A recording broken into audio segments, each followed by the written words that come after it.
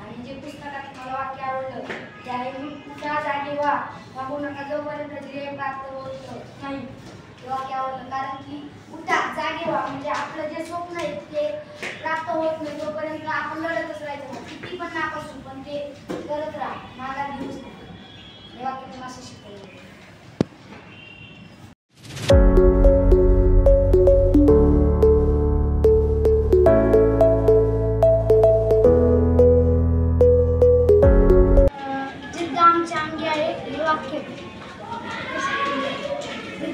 हे वाक्य काही वेळेस लोक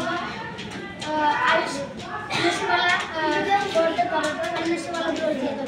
काही लोक देवापासून नांद असतात, कारण की त्यांना वाटतं देवच आपल्याला दोष देतो. काही लोक आपल्या आयुष्याला दोष मानतात, काही लोक आपल्या दिवसाला दोष मानतात, पण तसं नाही. दोष हा आपण आपला समजून घेतो.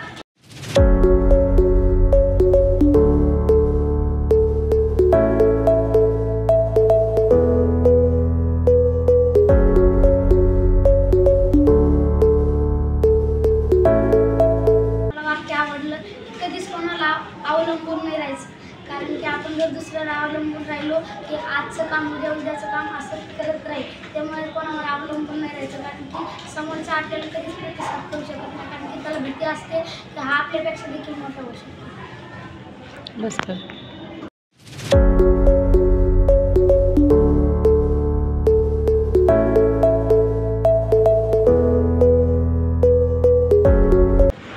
तर या भावात दुःख करत बसू नका, कारण काळ अनंत आहे.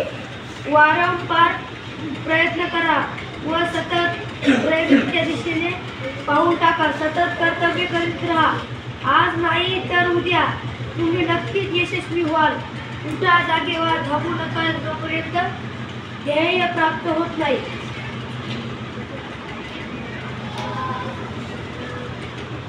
जीवनात चढ उतार आहे, येतच असतात. नेहमी असत राहा. असा चेहरा का कामाचा असे असत नाही.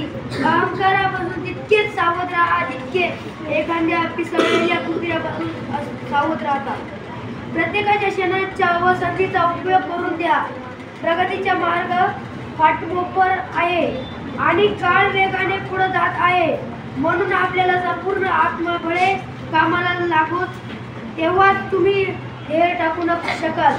कोणाच्याही गोष्टीसाठी स्वतःला दुःखी कष्ट करून घेऊ नका. मनुष्यावर नव्हे तर देवावर विश्वास ठेवा. तोच तुम्हाला योग्य मार्ग दाखवत आणि संवादातून सुचवेल.